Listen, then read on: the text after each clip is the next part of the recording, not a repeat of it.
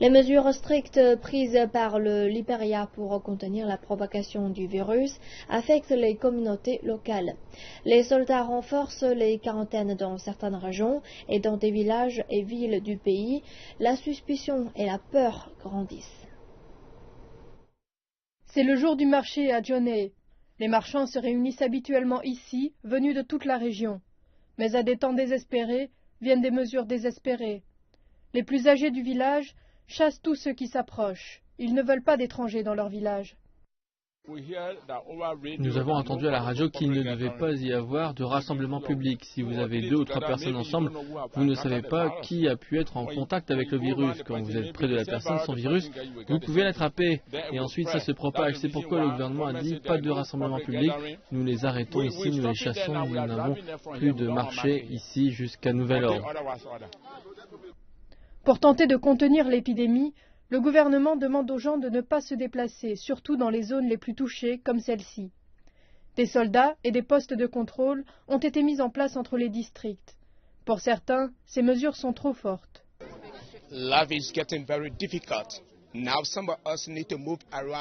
La vie devient difficile. Certains d'entre nous doivent se déplacer, acheter des choses au marché, conduire des motos ou faire d'autres activités. Maintenant, le groupe dit que tout le monde doit rester à la maison, que chacun doit rester chez soi.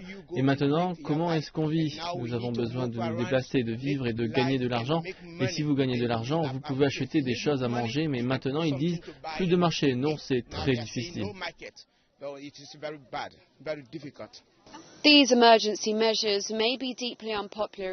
Ces mesures d'urgence sont peut-être impopulaires dans certaines communautés, mais le gouvernement libérien les considère comme absolument indispensables pour éviter la propagation de l'épidémie et faire diminuer les nouvelles infections. La présidence a déclaré que cela était crucial dans les zones très touchées comme celle-ci, où les ressources sanitaires locales étaient déjà à leur maximum.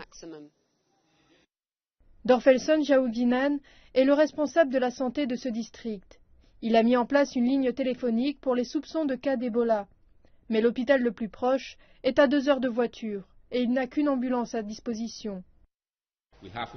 Nous n'avons qu'un centre de traitement à Foya. Le district de Fonjama, à lui seul, a parfois plus de 10, 20, voire 30 cas dans la communauté. Je reçois des appels de tous les côtés. Quand j'appelle à Foya pour leur demander combien de patients ils peuvent prendre aujourd'hui, ils me disent pas de place aujourd'hui, nous ne prenons plus de patients aujourd'hui.